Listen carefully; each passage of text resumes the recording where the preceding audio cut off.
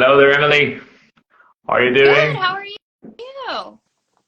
I'm doing fine, and I'm super excited to have you for this very special live stream. Me too. Um, Awesome. I want to greet our audience, and I want to tell them that we'll be talking to a very talented woman, someone who is a novelist, a poet, a screenwriter, a director, an actor. Emily holds a BA in film studies from Pepperdine University and an MFA in directing from Chapman University as well, right? Yep. Emily, you are West Virginian, born and raised. Is that true? Yep, that's right. Okay. And you studied in California, and now you're currently back in your home state. Yes. Hmm? Okay. So, Emily, you define yourself as a creativity holic, Yeah. right? Because you're active in so many different disciplines. So, my first question would be when and how did you discover this passion for the arts? So I discovered it pretty young. For most of my childhood, I wanted to be an actor.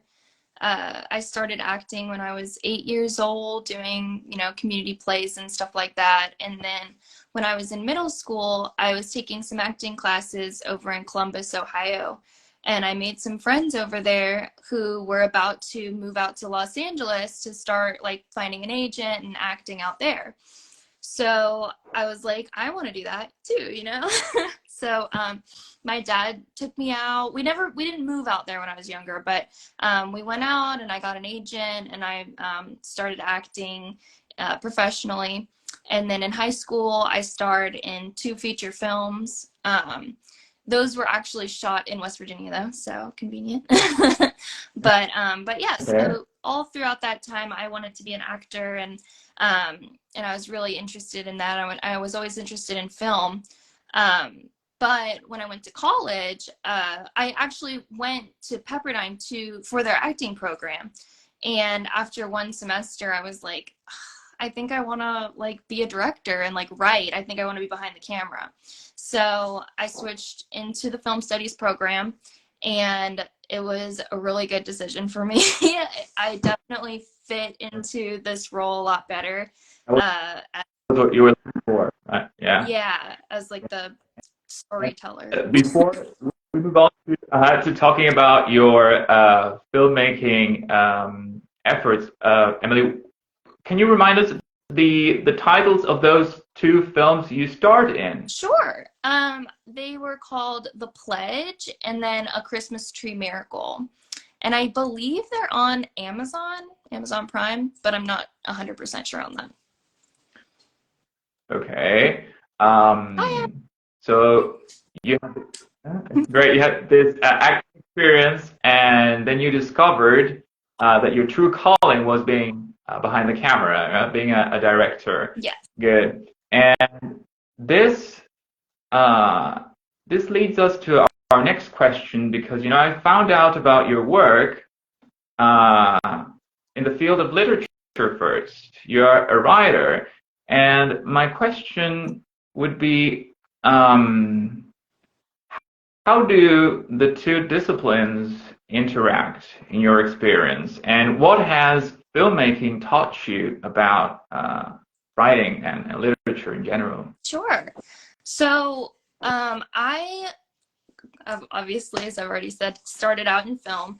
And honestly, I don't think I would be a novelist or a poet even if I wasn't a filmmaker first. Because growing up, I always struggled with writing because I couldn't come up with a full story. Like it didn't sound right. Like I would just it was kind of like loose ramblings. So once I got into film and I studied film, I learned how to like properly structure a story, like only include what's important, what is important, like what's subtext, what's themes, like all of that comes from filmmaking for me. And so I went into screenwriting and I was working on screenwriting.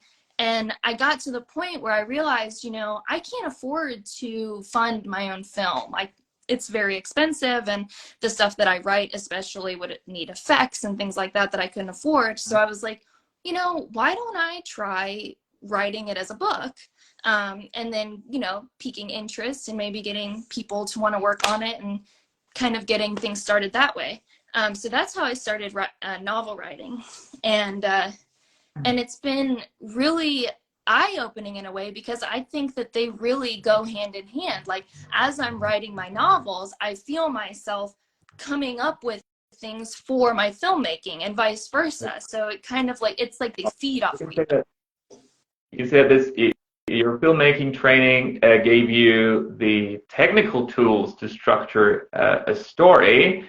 And if we think of your influences as a viewer and as a reader, what examples of films and books and other forms of art would you cite as shaping your journey as a creator? Sure. So for in literature, I would definitely say Stephen King, obviously horror, like the king of horror. But I would say his book Doctor Sleep in particular, for the book that's coming out right now, Revelation, because it's one of the only things in film or books or any sort of storytelling where I've seen horror and fantasy really done like as an equal parts horror and equal parts fantasy. It's not like horror with a little bit of fantasy or fantasy with like a little bit of blood. And I think that is really like my niche, especially in this Revelation series. So I would definitely say yeah, Stephen King's the best. And then film-wise, I would say I draw a lot from the Saw series, in the way that they play with time, and also in the way that the twists are so unexpected, but then when you find out the twist, you're like, oh my gosh, I see how that was there all along. It makes sense in the end, exactly. Right? Okay. And if we think of the process of writing itself, are you very visual when writing? Definitely. Yeah, I would say most of the time I start with the visuals and work backwards from there. Like, I'll just have a list on my phone of like imagery and symbols and things like that, and then I'll work back and find out how they actually fit into the plot. Great. Yes, I mean, you're writing a novel, but from the perspective of a director, right? Definitely. Yeah, I would say I pretty much write.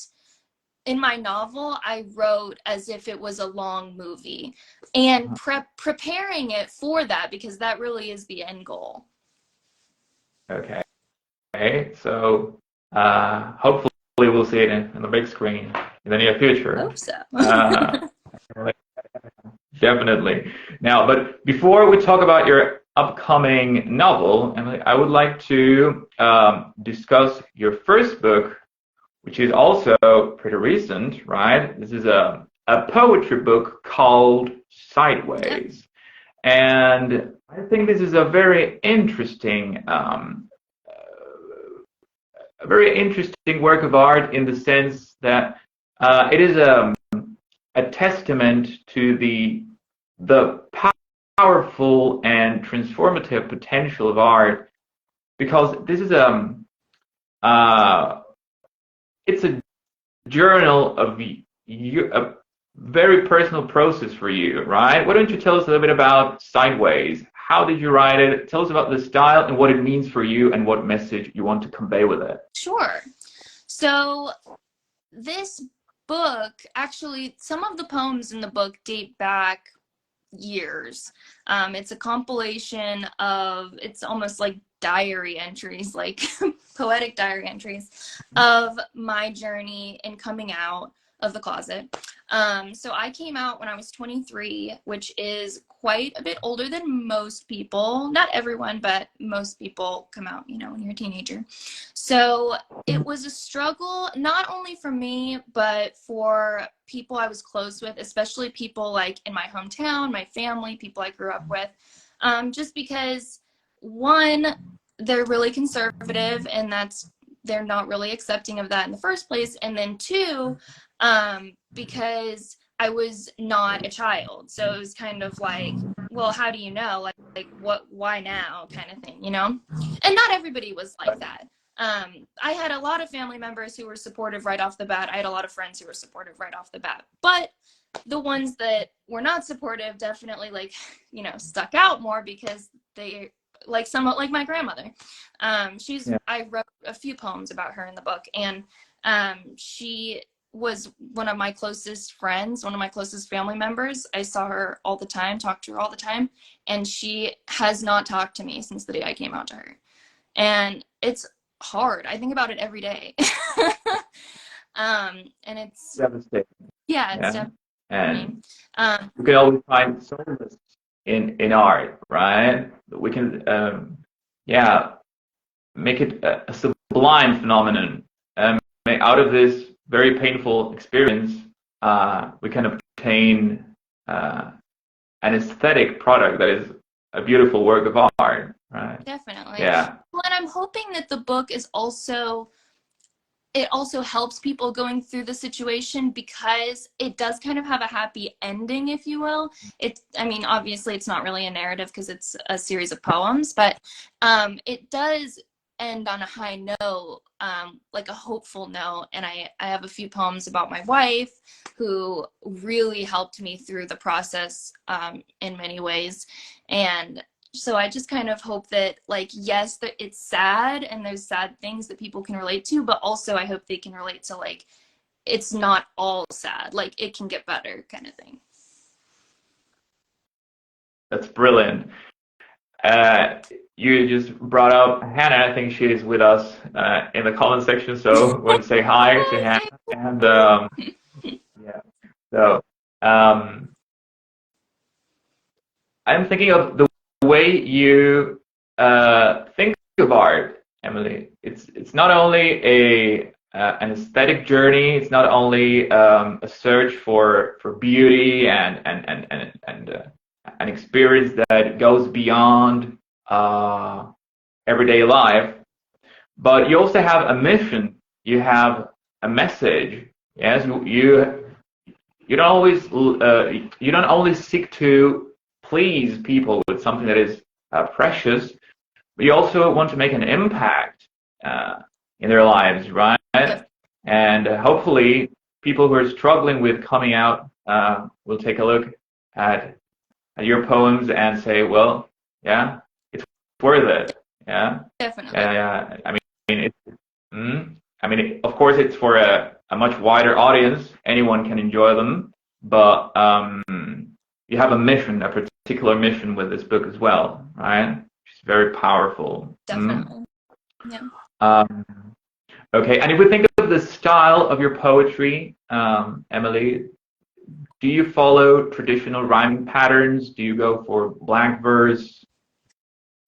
Yeah, so it's a little, like, every poem's a little different, I would say. I don't usually like to repeat stuff too much, like even like my cadences, just because, I don't know, I want to keep it fresh. But I do tend to rhyme, and like usually I'm not really even meaning to, it's just like comes out as a rhyme. But that, not everything rhymes. The one that I was, if we were gonna read one, the one I was gonna read today does rhyme. Uh-huh. But yeah, I usually, it's a lot of stream of consciousness and kind of just feeling the words and like trying to like evoke an emotion. So however that comes out. In a very spontaneous way, let's say, right? Yeah. Yeah. Okay. Amazing. And of course, you're going to please us all with a reading of one of your poems, right? So. Should I go for it? That's so kind of you. Yes, please, Emily. Delight us. us with your beautiful voice. Yes, I've told you you have a beautiful voice, and I want to say it in public. You should definitely consider an audiobook I've of. been told that actually. I'm considering it.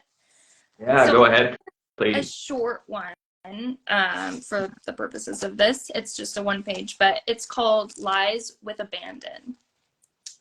Mm-hmm. An engagement should be a happy occasion. Visions of roses and snow-dusted lace. Where's the abrasion? Shouldn't have to persuade you to share in my joy. Bonded in blood, gushing wounds, no heart to employ.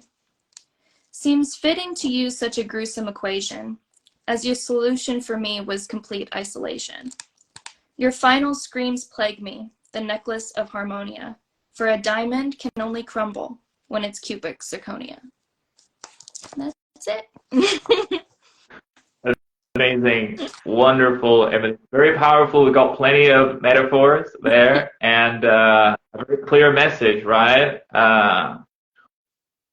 We should not expect to be in a position that in which we have to force people to share in our in our joy, as you say. I really enjoyed it, and yeah, we did have a little of rhyming there as well. Yeah. Uh, It comes out that way. I don't know what it is. It's like in my head, I'm like, that sounds good. It's a rhyme. there you go. Uh, it's not like you're very meticulous with respecting a certain rhyming pattern. It just comes out that way. Yeah. Great. So when was Sideways published? So there was a bit of a hiccup because I self-published Sideways on Amazon KDP myself. So I was messing it up kind of, and so on Amazon it says it came out on June like 3rd, but I think it actually like was really for sure out on like the 9th or 10th.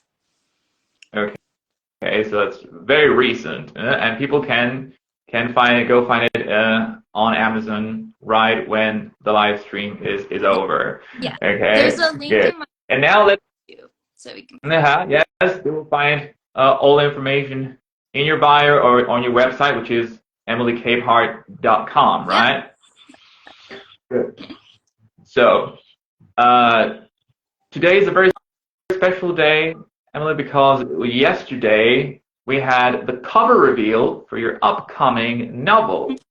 Your novel is titled Revelation Apocalypse Awakened, and I have to say I read a plot synopsis and it's simply mind-blowing, right? It's so intriguing and I can't wait to read it. So, first of all, I would like to discuss the writing process and the journey that led you to publish it, to finally see it on paper. Sure. So this story started out as a script, of course, but it's actually not. The book that is coming out is not the script that I originally wrote. The script that I originally wrote is about like the 3rd or 4th book in the series. But when I went in to start the novel, I was like, well, obviously I want to start at the beginning. And I think the beginning is way before what happened in that script. So I started working on it. I went through a few different drafts where I made some pretty drastic changes. I was inspired to write this because, as I mentioned about my grandmother before, when I came out to her was when I was telling her that I had gotten engaged to Hannah. And she basically like Bible bashed me for a couple of hours and then never talked to me again, which I thought was pretty wrong because I consider myself a Christian, and my views on Christianity is like God is love and he loves everyone and nobody's a mistake and all of that stuff. So when she did that, I was like really shook, obviously. So it had me thinking, like, what if I created a world where I could expose this like hypocrisy in modern Christianity, which was like my grandma was like a microcosm of like obviously the whole problem. And then also like talk about how God is love and how like he has like radical love, radical acceptance. Like that's what Jesus preached. Like, and I feel like that's not talked about enough. So I was like, you know, I want to come up with a story. I love horror and the apocalypse and all stuff like that. So I was like, that would be a great time to do it. I don't want to give away any spoilers, but Right. Yeah. but yeah, there was some other stuff that inspired me as well, but I feel like it would give away too much, so. All right. Good, good. Yes, of course. We don't want to give too many details away. Now, Emily, so in both cases, in both of your books, we have a strong personal experience behind it, right? So, I think our viewers can get an idea of how strong your writing is, how I have to use this word again, but how powerful it is, because it's charged with so much meaning, right? Then of course you can use different devices. You can use verses, rhyme. You can use the supernatural. You can use horror. You can use biblical imagery, but behind the surface we always have a very straightforward way to talk about certain issues. That I think that's fascinating. Yeah. So congrats on that, Emily. Now, if we think of the narrative style that you've chosen for this novel, what should the reader expect? Do we have plenty of metaphor like we did in your poem you just read, or is it maybe a simpler language that everyone can have access to? Let's think of the time structure. Is it linear, or do we have a lot of flashbacks? Tell us all you can about the narrative structure, Emily, please. Okay. So it is a little bit less flowery and metaphorical. A lot of it is more like satire. So instead of it being like, let's make this pretty, it's more like, let's throw it in your face kind of thing. And I also think in that way it makes it a little bit easier to understand, because it's like right there. It is Grotesque, you might say, right? To the point of being a little bit grotesque, yes, right? exactly. Yeah. It's told in third person omniscient. So it's told like from a narrator, but there's not really a narrator. And then also you can hear people's thoughts, especially the main characters. There's also, well, I don't know if I should say that, so never mind. I don't want to spoil it, but you can hear people's thoughts. And then it's told linearly. This book is told linearly. However, there are flashbacks because the main character starts out the book with amnesia. So things are like coming back to her as it goes. Okay, great. And as a screenwriter, I guess you find it pretty easy to write dialogues. Yes, I probably write too much dialogue. Do you have a lot of fun writing? Yes. Really? Yes, I definitely write like monologues sometimes. But I mean, you know, it's a book about church where there's preachers, so people are gonna monologue sometimes, you know. But yes, I definitely focus on that a lot. Okay. And now, of course, we've already said we don't want to give away too many plot details, but maybe we can give our audience some hints about what happens in the book. Sure. Why? This is like it's a supernatural horror story with a diversity touch, right? Okay.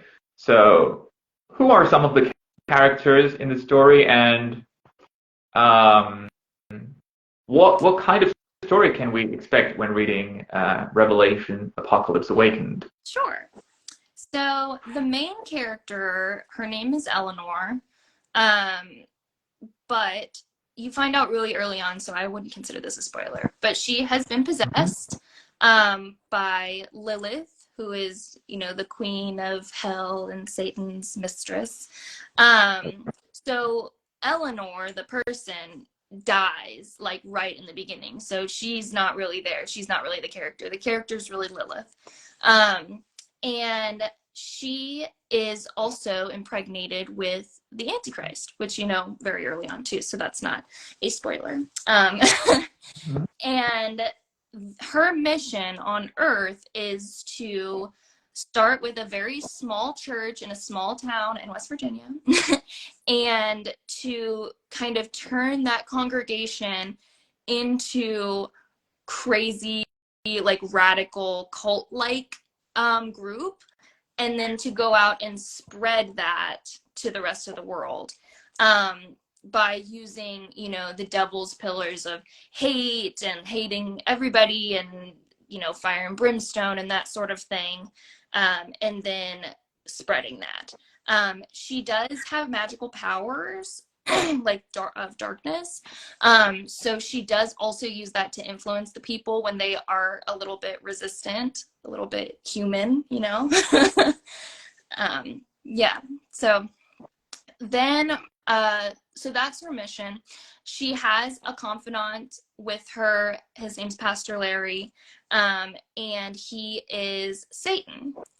But he's a shapeshifter. So he comes in as different characters, but he's always with her, kind of guiding her and trying to help her remember, because when she possessed Eleanor, she forgot who she was and like All right. what she's doing there. So yeah. And then, oh wait, I gotta say one more thing.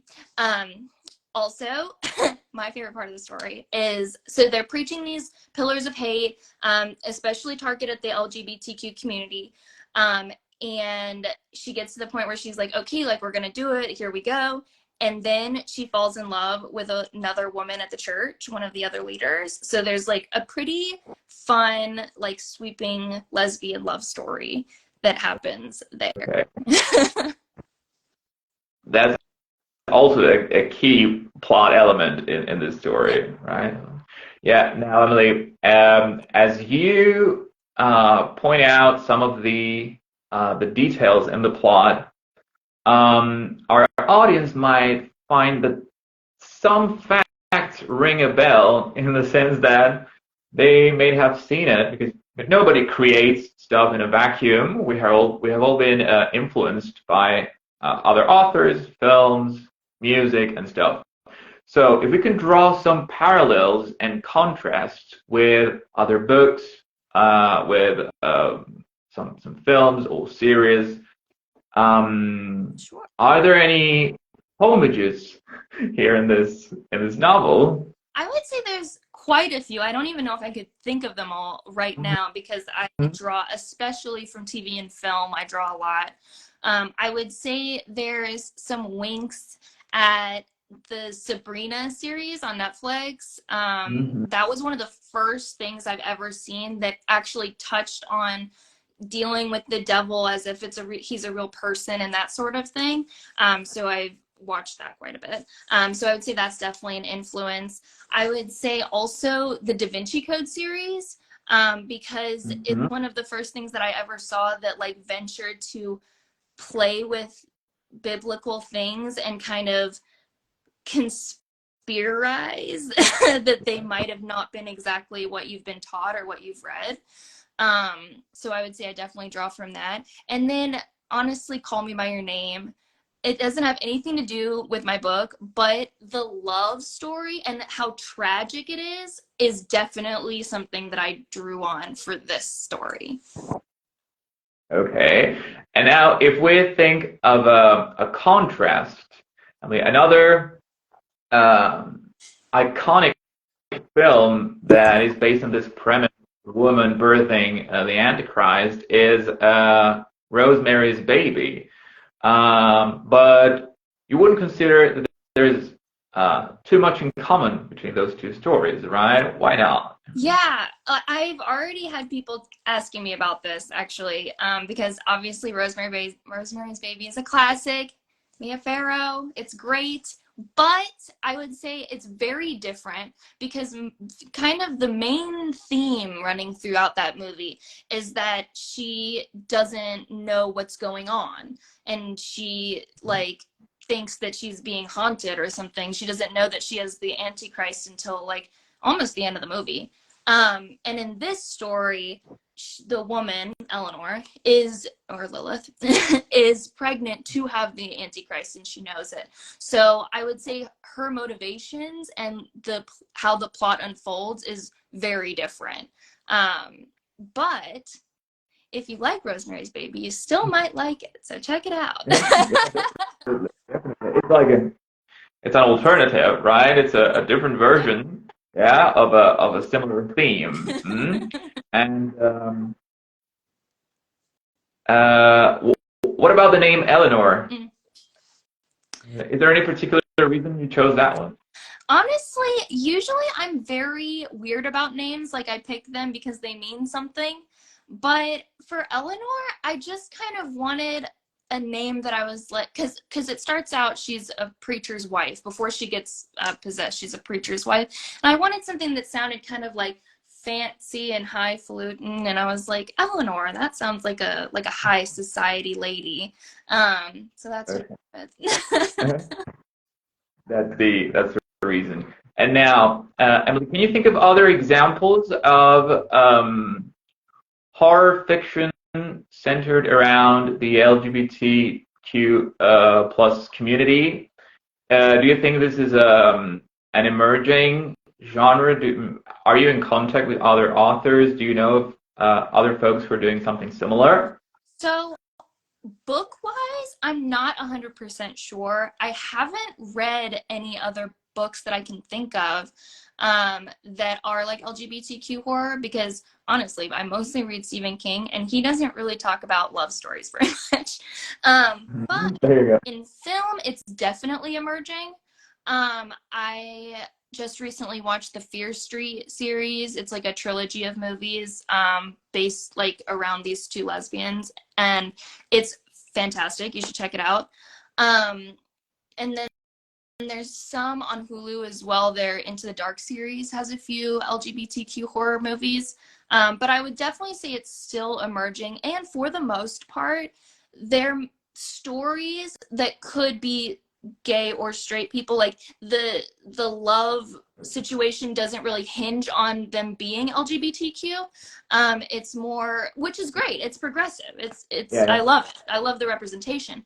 But I would say It's not a story. crucial part of the plot, right? Right. It's not Yeah. like an integral thing. Whereas this, it's like that's what makes it so important is because the hypocrisy of it, you know? There you go. And that leads us to another topic I wanted to discuss, and that's how we can instrumentalize the supernatural um, to turn it into allegory, right? It's not only exciting to read about magic and uncanny beings and angels and demons, but we can use them to give a message, right? And I think that's exactly what you do in your book, right? Do you think the story, how would the story be different if we didn't have the supernatural elements? Do you think it could be it would be as exciting, or do you think that the supernatural adds like a another layer of excitement and fun? I think the supernatural is really important in this story. For one, I think the story would be a little too preachy and not as approachable without the fantasy elements because it would be almost like too real. Whereas when you add the fantasy, it's like it kind of gives people that cushion to be like, okay, like I can get into this because, you know, it's not real kind of thing. although it is very real. I mean, the themes in it are very, That's right. But you know, it's more defamiliarize. That's right. and then That's right. also, I think the manifestation there. So there's two different kinds of magic in it. There's the evil, dark, black, sludgy magic, and then there's like the white, glittery, white tendril magic. Obviously, the white, pretty one is for like light and goodness, and then the dark one is for evil. And I think the manifestation of those as representing love and fear, which the main theme of the book is love versus fear. The opposite of love is fear. I think that will really come across better in this way than just kind of trying to talk about it as these like ethereal like ideas. Like I think having those images and those symbols, it's really gonna like drive it home. All right, they're great devices, literary devices, to make the message more accessible for a wider audience. And now, if we think of your ideal reader for your novel, I mean, anyone can read any book, but authors tend to have a certain kind of reader in mind when writing. What kind of reader would you like to read your book? I think my ideal group would be people in the LGBTQ community and people in the Christian community, ideally in both communities, but even if not, like who are struggling with this, you know, Christians versus gays kind of thing going on right now, and like to try to, for both sides, kind of try to have them meet in the middle and have a conversation. So anybody who, with an at least somewhat of an open mind, who could read it and be ready to talk about that. Because I think the problem right now is we're so stuck in our groups and we're not really willing to discuss the real problems. Like, you know what I mean? Yeah, like there's a very strict divide, and everyone is stuck in their echo chambers, right? And there is no real communication going on. Exactly. Right? So your book could make a great contribution to that discussion, right? That's good. Helping. All right. And when will readers have the pleasure to be able to purchase Revelation Apocalypse Awakened? It's going to be available in August. We don't have an exact release date just yet, but I'm definitely going to post that when I have it. We're thinking like right in the middle of August, though. Okay, awesome. Are you planning any special gigs, giveaways? You have a newsletter on your website, right? Yes, I have a newsletter. Definitely sign up for that. I'm giving out special like deals and giveaways and things on there as well. And then on this Tuesday, I'm going to be doing a giveaway of Sideways. So of the hardcover copies, I'm going to sign them, 3 copies, and give those away. And then when Revelation comes out, I'm definitely going to be doing some giveaways. I'm not sure what they're going to be exactly yet, because I'm getting some other merch and stuff too, but there'll definitely be some good stuff. So stay tuned. Everyone should stay tuned and follow Emily.